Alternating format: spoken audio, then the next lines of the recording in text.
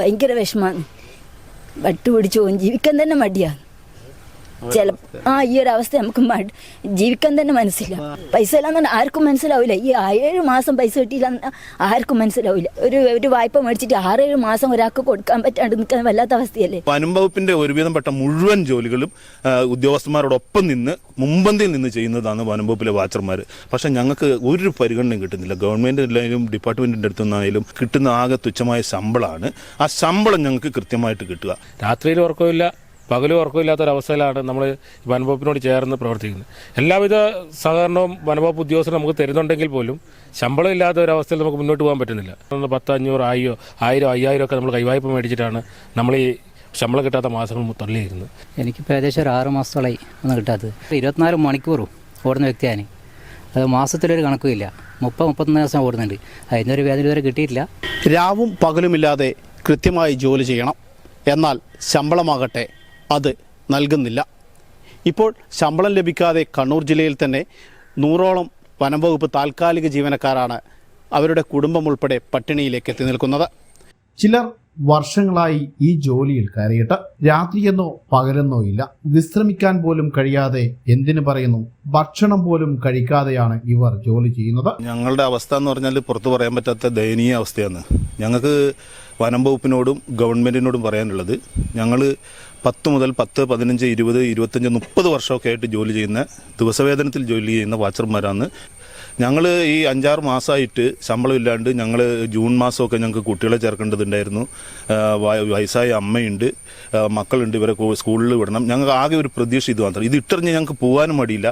ഞങ്ങൾ ഈ വനവും വന്യജീവിയൊക്കെ ആയിട്ട് അങ്ങനെ അടുത്ത് എത്രയോ വർഷങ്ങളായിട്ട് ഞങ്ങളുടെ ബാല്യകാലം എന്നൊക്കെ പറഞ്ഞ പോലെ ഇവിടെ അവസാനിപ്പിച്ചതാണ്. ഒരു 2 വർഷം മുമ്പേ വരെയൊക്കെ വളരെ കൃത്യമായിട്ട് ഞങ്ങൾക്ക് പൈസ കിട്ടിക്കൊണ്ടിരുന്നതാണ്. ഇപ്പോൾ മുമ്പൊന്നും ഇല്ലാത്ത രീതിയിൽ ഒരു 1-2 വർഷമായിട്ട് ഞങ്ങൾക്ക് കഴിഞ്ഞ തവണ 6 മാസത്തെ പൈസ പെൻഡിങ് ആയിട്ടാണ് കിട്ടിയത്. ഇപ്പോൾ വീണ്ടും 5, 6, 7, 8 മാസമായിട്ട് പെൻഡിങ്. ഞങ്ങൾക്ക് പറയാനുള്ളത്, ഞങ്ങൾക്ക് കിട്ടുന്ന ആകെ തുച്ഛമായ ശമ്പളമാണ്. ആ ശമ്പളം ഞങ്ങൾക്ക് കൃത്യമായിട്ട് കിട്ടുക.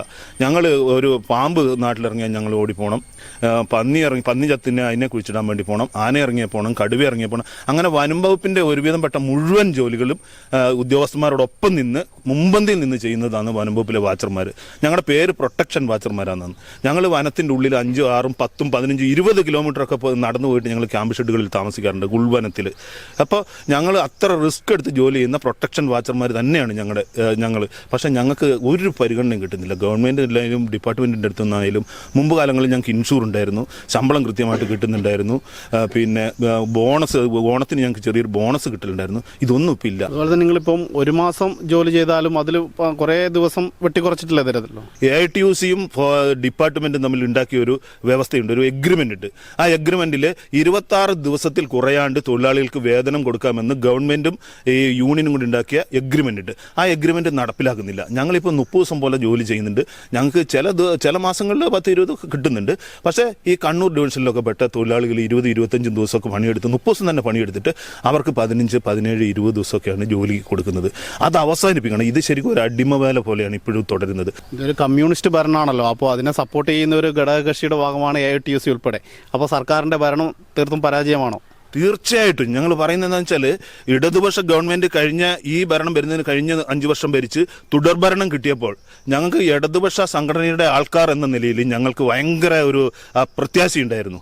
പക്ഷേ അതിനനുസരിച്ച് ഉയരാൻ ഈ വനം വകുപ്പിൽ കഴിഞ്ഞിട്ടില്ല. പ്രത്യേകിച്ച് ഞാൻ പറയുന്നത്, മുഖ്യമന്ത്രി ഒരു റിപ്പോർട്ട് ഇറക്കുന്നു, കേരളത്തിലെ മുഴുവൻ താൽക്കാലിക ജീവനക്കാർക്കും കൃത്യമായിട്ട് ശമ്പളം കൊടുക്കണമെന്ന്.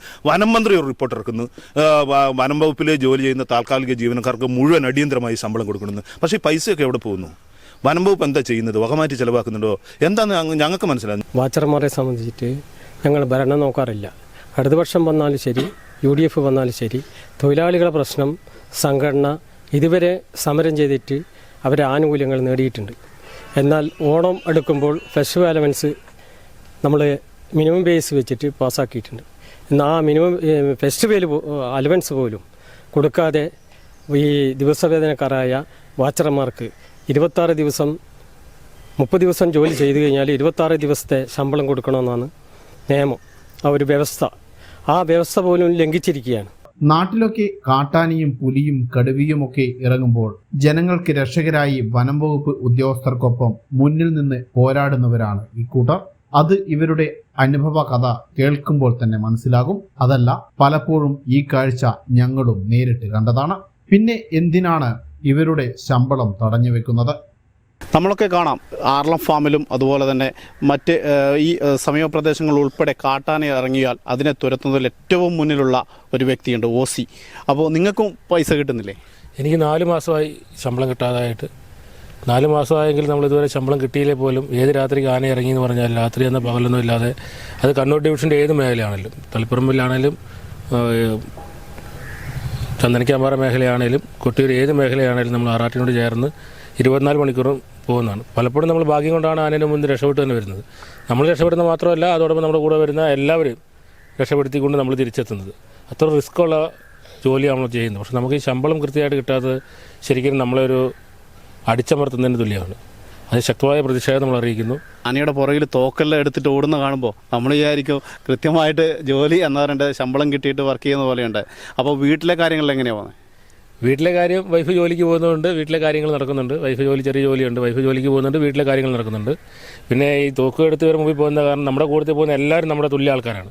എല്ലാവർക്കും വീടും കുടുംബം. ഒരാൾക്കും ഒരു അപകടം പറ്റാതിരിക്കാൻ വേണ്ടിയാണ് നമ്മുടെ ജീവൻ ചിന്തിക്കാതെ തന്നെ അവരെ സഹായിക്കാൻ വേണ്ടി നമ്മൾ ഇറങ്ങി ചെല്ലുകയും ഈ രാവും പോലും രാത്രിയിൽ ഉറക്കമില്ല, പകലും ഉറക്കമില്ലാത്തൊരവസ്ഥയിലാണ് നമ്മൾ വനംവകുപ്പിനോട് ചേർന്ന് പ്രവർത്തിക്കുന്നത്. എല്ലാവിധ സഹകരണവും വനംവകുപ്പ് ഉദ്യോഗസ്ഥർ നമുക്ക് തരുന്നുണ്ടെങ്കിൽ പോലും ശമ്പളം ഇല്ലാത്ത ഒരവസ്ഥയിൽ നമുക്ക് മുന്നോട്ട് പോകാൻ പറ്റുന്നില്ല.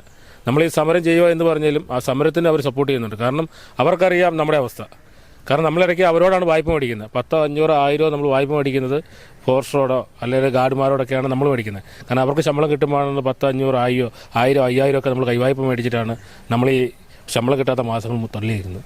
നമ്മളെപ്പോലെ നമ്മുടെ കൂടുതലുള്ള എല്ലാവരും സ്വന്തം നമ്മൾ എണ്ണ അടിച്ച് ബൈക്കിന് എണ്ണ അടിച്ചിട്ട് വേണം നമ്മൾ വരാൻ.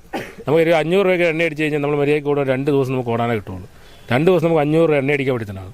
കാരണം മണത്തറ സെക്ഷൻ സംബന്ധിച്ച് മണത്തറയിൽ നിന്ന് ഒരാൾ ശാന്തിയേരി പോയി അവിടുത്തെ പാലുകാച്ചി ഇറങ്ങി ഒരു ബൈക്ക് എടുത്ത് തിരിച്ചു വരുമ്പോൾ നമുക്കൊരു 2 ദിവസം കൊണ്ട് 500 രൂപ എണ്ണ തീരും.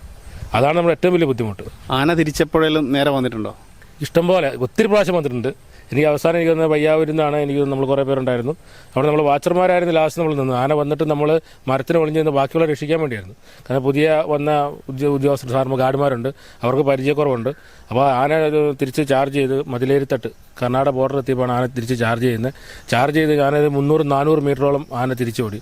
ആ ആന എനിക്കൊന്ന് പെരിങ്കരി വന്ന് അന്നൊരാളെ നമ്മുടെ വിനോയിന് അവനെ പിടിച്ച ആനയാണ് അന്നാണ് അവർ പറയുന്നത്. ഒറ്റക്കൊമ്പുള്ള ഒരു ആനയാണ്, ജസ്റ്റിനെ പിടിച്ച ആനയാണ് ഒറ്റക്കൊമ്പുള്ള. ആ ആനയാണെന്ന് എനിക്ക് തോന്നുന്നു. ആ ആന 400 മീറ്ററോളം ഓടി. നമുക്ക് ഓടിക്കയറാൻ ഒരു വീട് പോലുമില്ല. ഞാൻ ഓടിയൊരു മരത്തിന് പുറകിൽ ഒളിക്കുക ചെയ്തത്. അതുപോലെ ആറാട്ടിലെ താൽക്കാലിക വാച്ചറായ ഭാസ്കരേട്ടൻ ഓടിയൊരു മരത്തിന് പുറകെ ഒളിച്ചു. ഈ സമയത്ത് നമുക്ക് ആന വന്ന് നമ്മളൊരു കുട അവിടെ ഇട്ടിട്ട് പോയി. ഈ കുട ആന വന്ന് ചവിട്ടി പൊളിച്ചുകൊണ്ട് ബാക്കിയുള്ളവർക്ക് ഓടി രക്ഷപ്പെടാൻ പറ്റി. ഇല്ലേ ആന ഒരാളെങ്കിലും പിടിക്കുമായിരുന്നു. ഒരാൾ വീണാൽ അല്ലെങ്കിൽ മഴക്കാലത്താണ് നമ്മൾ പോകുന്നത്. ഈ അടുത്ത ദിവസം തന്നെ മഴയത്തിൻ്റെ സമയത്താണ് സംഭവിച്ചത്. അങ്ങനെ ഒത്തിരി അനുഭവം നമുക്കുണ്ട്. വയനാടൻകാട്ടിൽ നിന്ന് വൈൽഡ് ലൈഫിലെ ഒരു വാച്ചറായ റോയ് ചേട്ടൻ ആന ആക്രമിക്കാൻ നേരത്ത് ഗണ്ണു ഉപയോഗിച്ച് ആനയെ തിരിച്ച് ഓടിച്ചതുകൊണ്ടാണ് അന്ന് അയാൾ പണി നിർത്തി പേടിച്ചിട്ട്. അന്നത്തോടെ അയാൾ പണി നിർത്തി. ആന അയാൾ പിടിക്കേണ്ടതായിരുന്നു. എല്ലാ ഉദ്യോഗസ്ഥർക്കും പരിക്ക് പറ്റിയൊരു സംഭവമാണ്. അങ്ങനെ ഒത്തിരി പുറത്ത് നിങ്ങളറിയാത്ത ഒത്തിരി അപകടങ്ങൾ കാടിനകത്ത് നമുക്ക് സംഭവിക്കുന്നുണ്ട്. ഫൈസൽ വിളക്കോടിനെ പരിചയപ്പെടുത്തേണ്ട ആവശ്യമില്ല. ഒരുപക്ഷെ നമ്മുടെ മലയോര മേഖലയിലെ മിക്ക ഇടങ്ങളിലും ഫൈസലെത്തി പാമ്പിനെ, അതായത് രാജവെമ്പാല മുതൽ ചെറിയ പാമ്പിനെ വരെ പിടിച്ച് റെസ്ക്യൂ ചെയ്യുന്ന ഒരാളാണ്. അപ്പോൾ ആ ഫൈസലിന് പോലും ഇതേപോലെ ശമ്പളം കിട്ടിയില്ല എന്നാണ് ഇവിടെ എത്തുമ്പോഴാണ് ഞങ്ങൾക്ക് മനസ്സിലാവുന്നത്. എന്താണ് അവസ്ഥ ഇപ്പോൾ? എനിക്കിപ്പോൾ ഏകദേശം ഒരു 6 മാസത്തോളായി ഒന്നും കിട്ടാത്തത്. അതായത് ദിവസം എന്ന് വെച്ചാൽ 24 മണിക്കൂറും ഓടുന്ന വ്യക്തിയാണ്. അത് മാസത്തിലൊരു കണക്കുമില്ല. 30-31 ദിവസം ഓടുന്നുണ്ട്. അതിനൊരു വേദന ഇതുവരെ കിട്ടിയിട്ടില്ല. അതൊരു പരാജയം പറഞ്ഞിട്ടില്ല. പക്ഷേ ഇനി അങ്ങോട്ട് ഇപ്പോൾ ഭയങ്കര ബുദ്ധിമുട്ടാണ്. ഉള്ള അങ്ങേറ്റം കടത്തൽ ആയിട്ടേ ഉള്ളത്. ഏകദേശം എത്ര രാജവെമ്പാല പിടിച്ചു? ഏകദേശം 55 രാജവെമ്പാല. ഇപ്പോൾ 56ാമത്തെ ഒരു ഗോൾ വന്നിട്ടുണ്ട്. അതാണ് പോകാതിരിക്കാൻ പറ്റില്ല. നമ്മൾ ജനങ്ങളുടെ സുരക്ഷ നോക്കണ്ടേ? ഇപ്പം അങ്ങനത്തെ ഒരു അവസ്ഥയിലുള്ളത്.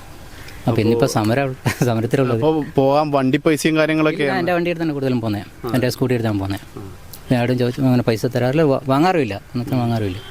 ഈ ഇപ്പോൾ 6 മാസം ഇപ്പോൾ കിട്ടിയിട്ടില്ല, കിട്ടാനുമില്ല. ഇതവസ്ഥ. ഈ പ്രതികരിക്കുന്നവരെല്ലാം ഇടതുപക്ഷ ഭരണകക്ഷികളുടെ തൊഴിലാളി സംഘടനയിൽ പെട്ടവരാണ് താനും. ഇവരുടെ സങ്കടകരമായ അവസ്ഥയ്ക്ക് പരിഹാരം കാണാൻ ഇനിയെങ്കിലും സർക്കാർ സംവിധാനങ്ങൾക്ക് കഴിയണം. ഞാൻ ഒരാൾ കൊണ്ടുവന്നിട്ട് വേണം വീട്ടിൽ കഴിയാൻ. 2 മക്കളെ പഠിപ്പിക്കണം. സ്കൂളിൽ ചേർക്കാനാകുമ്പോഴേക്ക് പൈസ, സ്കൂളിൽ ചേർക്കാൻ പുസ്തകം, യൂണിഫോം ഇതെല്ലാം വാങ്ങിക്കാൻ ഭയങ്കര വിഷമമാണ്. കടം മേടിക്കുന്ന ഒരു കണക്കില്ലേ, നമ്മൾ വായ്പ വാങ്ങിച്ചു കഴിഞ്ഞാലോ നമ്മൾ തിരിച്ചു കൊടുക്കാൻ നമുക്കൊരു ഇത് വേണ്ടേ. ഇതൊരു വല്ലാത്ത അവസ്ഥയാണ്. ഇപ്രാവശ്യം ചേർക്കാൻ ആടുന്ന സാറിനാ തന്നത്. എന്നാൽ ദിവസം 3 ആളെ 2 മക്കളതും എൻ്റെതും വണ്ടിക്കൂലി. ഭയങ്കര വിഷമമാണ്. വട്ടുപിടിച്ച് ജീവിക്കാൻ തന്നെ മടിയാണ്. ഈ ഒരു അവസ്ഥ നമുക്ക് ജീവിക്കാൻ തന്നെ മനസ്സില്ല. ഞാൻ 2015 കയറിയതാ. ഭർത്താവ് ഒരു ആക്സിഡന്റ് മരണപ്പെട്ടത്. നമുക്ക് പൈസ ഇല്ലാന്ന് പറഞ്ഞാൽ മനസ്സിലാവും, പക്ഷെ മക്കൾക്ക് മനസ്സിലാവില്ല. ഇല്ലാന്ന് പറഞ്ഞാൽ അമ്മ എന്താ പറയാന്ന് നമുക്ക് അറിയാം. പൈസ ഇല്ലാന്ന്, പൈസ ഇല്ലാന്ന് പറഞ്ഞാൽ ആർക്കും മനസ്സിലാവില്ല. ഈ 7 മാസം പൈസ കിട്ടിയില്ല ആർക്കും മനസ്സിലാവില്ല. കടം ഇല്ലേ, ഒരു വായ്പ മേടിച്ചിട്ട് 6-7 മാസം ഒരാൾക്ക് കൊടുക്കാൻ പറ്റാണ്ട് നിൽക്കാൻ വല്ലാത്ത അവസ്ഥയല്ലേ. ഇന്നേരം മിഞ്ഞാന്ന് ഞാൻ പുറത്ത് പണിക്ക് പോയി എന്ന് വെച്ചാൽ എനിക്ക് ആകുന്നില്ല. അവിടെ എന്ന് വെച്ചാൽ ഇന്ന് 6 മാസമായി ശമ്പളം കിട്ടാത്ത. അപ്പോൾ വീട്ടിൽ ജീവിക്കാനുള്ള മാർഗ്ഗമില്ല. മറ്റേ സ്ഥലത്ത് താമസിക്കുന്നതാണ്, നമ്മൾ പോസ്റ്റിലെ സ്ഥലത്ത് തന്നെ താമസിക്കുന്നതാണ്. അപ്പോൾ അവിടെ എൻ്റെ അടുത്തൊരു പിരിവ് എടുക്കാനില്ല. നമ്മൾ നയിച്ചിട്ട് വേണം ജീവിക്കണമെങ്കിൽ. ഒരുപക്ഷെ നമ്മുടെ ഏമാന്മാർക്ക് AC-യിൽ ഇരുന്ന് വർക്ക് ചെയ്യാം, അതുപോലെ AC കാറിൽ സഞ്ചരിക്കാം. പക്ഷേ വനത്തിൽ നിന്നും ഇറങ്ങുന്ന കാട്ടാനകളെയും കാട്ടുപന്നിയെയും അതുപോലെ കടുവയെയും പുലിയെയും ഒക്കെ തുരത്തി പാമ്പിനെയൊക്കെ പിടികൂടി അവരുടെ ജീവിതം ഇതിനു വേണ്ടി തന്നെ ഹോമിക്കപ്പെട്ട ഇവരുടെ ശമ്പളം നിങ്ങൾ എന്തിനാണ് പിടിച്ചു വെക്കുന്നത്? കൃത്യമായി ജോലി ചെയ്യുന്നുണ്ട് എന്നുള്ള കാര്യം പൊതുജനങ്ങൾക്കുൾപ്പെടെ അറിയാം. എന്നിട്ടും സർക്കാർ ഇവരോട് അനീതിയാണ് കാട്ടുന്നത്. ഇതിന് കൃത്യമായ ഒരു നടപടി ബന്ധപ്പെട്ടവരുടെ ഭാഗത്തു നിന്നും ഉണ്ടാകണം എന്ന് മാത്രം ആവശ്യപ്പെട്ടുകൊണ്ട് ഇരട്ടിയിൽ നിന്നും ദീപുവിനോടൊപ്പം ഉന്മേഷ്.